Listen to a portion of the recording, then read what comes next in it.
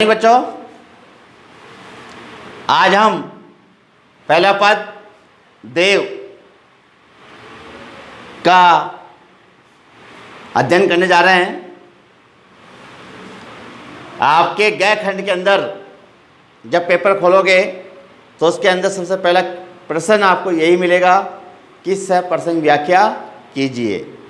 आपको पद की पहली लाइन देख करके डैश डैश और आखिरी लाइन करके उसको 9 और 6 में बंद करना है।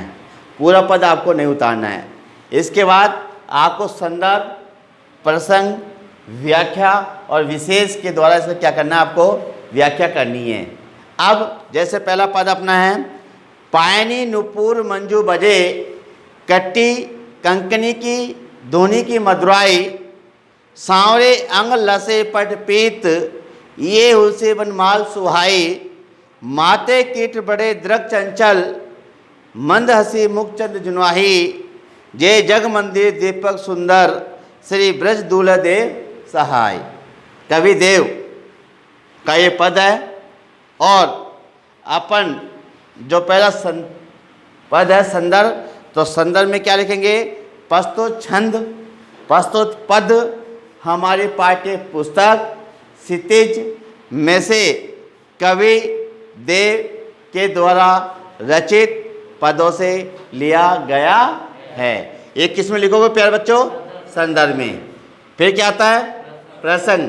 प्रसंग में क्या लिखोगे, प्रस्तुत पद में, प्रस्तुत पद में भगवान श्री कृष्ण की दूल्हे की भांति सजे धजे सुंदर रूप का क्या किया गया है, वर्णन किया गया है। वो किस में आ जाएगा, आपके प्रसंग में आएगा।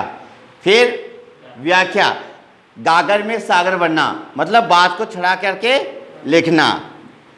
अब देखिए, लेकिन उससे पहले आपको अपनी पेन से निकालनी है।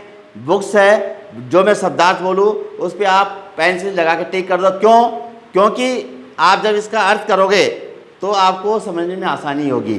तो अपनी पेन बुक्स निकालो और मैं जो बोलूँ वो शब्दों को आप लिखो। जैसे पायनी पैरों में, नुपुर पायल, मंजू सुंदर, कटी कमर, किंकणी जो कनकती जो बांधते हैं, ये जो अपने कमर में बांधते हैं लेडीज वगैरह, कमर का आभूषण, धुनी ध्वनि, मधुराई मधुरता, सांवरे श्याम रंग के, सांवरे रंग के, अंग शरीर लसे शोभित हो रहे हैं, पट पीत पीला वस्त्र, ये हृदय पर फूल से सुंदर लग रहे हैं, वनमाल वनों की जो फूलों की जो माला है, सुहाई सुहावनी, जुनाई चांदनी, जय हो, जग मंदिर दीपक, जगत रूपी जग दीप मंदिर, ब्रज दूल्हे ब्रज भूमि के दूल्हे, ब्रज के एकमात्र सुंदर पुरुष, देवशाही देवों पे कृपालु करने वाले। तो आपको शब्दार्थ इसलिए मैं बता रहा हूँ क्योंकि आपको एक ही चीज़ का जब अर्थ मालूम होगा तो आप इसकी व्याख्या आसानी से कर सकोगे। तो देखिए, सबसे पहला है संदर्भ, प्रस्तुत पद हमारी पाठ्य पुस्तक क्षितिज में से कवि देव के द्वारा रचित छंदों से लिया गया है। प्रसंग में क्या लिखोगे, प्रस्तुत पद्यांश में कवि भगवान श्री कृष्ण के सुंदर सजे धजे रूप का क्या किया गया है, वर्णन किया गया है। अब इधर मैंने बताया सप्रसंग, जिसको पाठ का नाम याद नहीं है, लेखक का नाम याद नहीं है, वो क्या लिखेगा, प्रस्तुत पद हमारी पाठ्य पुस्तक क्षितिज से लिया गया है, ये लिख दोगे। इसमें कवि कहना चाह भगवान श्री कृष्ण के सजे धजे रूप का क्या कर रहा है, वर्णन कर रहा है। वो किस में आ जाएगा, सब प्रसंग में। व्याख्या जो अपना वो चलेगा, वो अपने आप रहेगा। देखिए प्यारे बच्चे, देखिए, पायनी नुपुर मंजू बजे, कटी किंकणी में धुनी की मधुराई। कवि देव कहते हैं जिनके चरणों में, जिनके पैरों में सुंदर पायल क्या कर रही है, बज रही है, छम छम छम, मतलब आवाज आ रही है। पायनी नुपुर मंजू बजे, कटी कंकणी में ध्वनि की मदराई, और उनके कमर में जो कनकती बंधी हुई है उसकी आवाज, उसकी जो मधुर ध्वनि है वो काफी क्या कर रही है, सुंदर लग रही है, यानी अर्थात कानों को सुनने में अच्छी लग रही है। सांवरे अंग लसे पटपीत, और उस सांवले रंग पर, उस काले शरीर पर कौन सा वस्त्र, पीला वस्त्र उन्होंने क्या कर रखा है, धारण कर रखा है, जो काफी अच्छा लग रहा है। हिये उसे वनमाल सुहाई, और उन्हें अपने हृदय पर अर्थात अपने गले में कौन सी, वनों की फूलों की जो माला है वो क्या कर रखी है, पहन रखी है, जो काफी मनमोहित अर्थात मन को सुंदर लगने वाली लग रही है। माथे कीट, और उनके माथे पर क्या है, एक बड़ा सा क्या है, मुकुट, क्या है, मुकुट सुशोभित हो रहा है। बड़े दृढ़ चंचल, और उनके बड़े बड़े नेत्र चंचल है। मंद हसी मक चंजुनाई, और उनकी मनमंद हसी मुख रूपी चंद्रमा की चांदनी जैसे क्या हो रही है, प्रतीत होती हुई दिखाई दे रही है। जिस प्रकार चांदनी अपनी क्या बिखेरती है, छटा बिखेरती है, उसी प्रकार भगवान श्री कृष्ण की जो मनमंद हंसी है किससे तुलना की गई है, चांदनी से। तो कौन सा अलंकार हो गया, उपमा अलंकार, मतलब उसकी तुलना किससे कर दी, किसकी, भगवान श्री कृष्ण की तुलना चांदनी से कर दी है।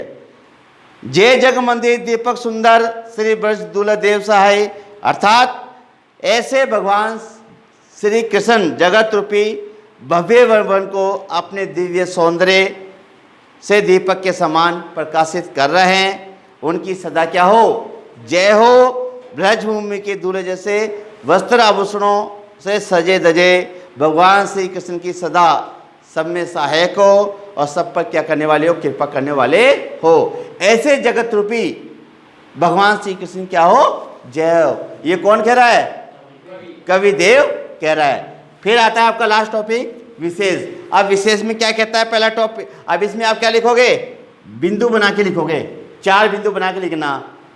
अब इसकी भाषा कौन सी बताइए, इसकी भाषा ब्रज भाषा का प्रयोग किया गया है।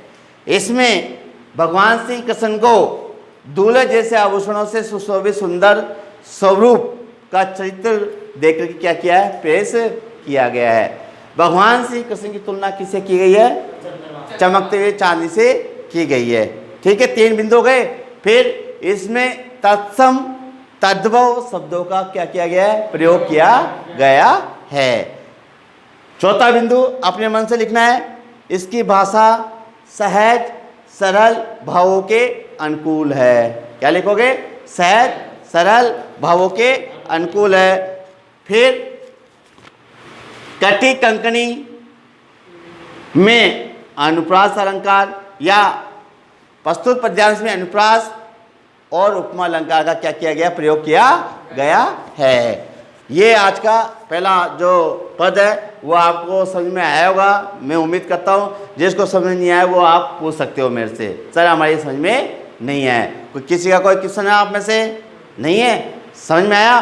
तो आपको ये 4 नंबर लेने हैं, तो आपको इस हिसाब से आपको ये आपको वो करना पड़ेगा। ठीक है, फिर आगे वाला जो पद है, आगे वाली जो कक्षा होगी अपन उसमें करेंगे। ठीक है, एक एक पद से अपन चलते हैं। ठीक है बेटा, जिससे आपको समझ में आ जाएगा। जब आप इसको नोटबुक में करोगे, जब मैं लिखवाऊंगा 1-2 पद में कराऊंगा व्याख्या, तो आपको आसानी से आपके दिमाग में फिट होता हुआ चला जाएगा। मतलब आपके जो 4 नंबर है वो 4 नंबर फ्री फोकट के हैं। खाली आपको जो मैंने बताई है वो चीज़ें आपको याद रखनी है, खाली भावार्थ लिख करके इसका उत्तर आपको देना है। ठीक है, ओके बेटा, थैंक यू।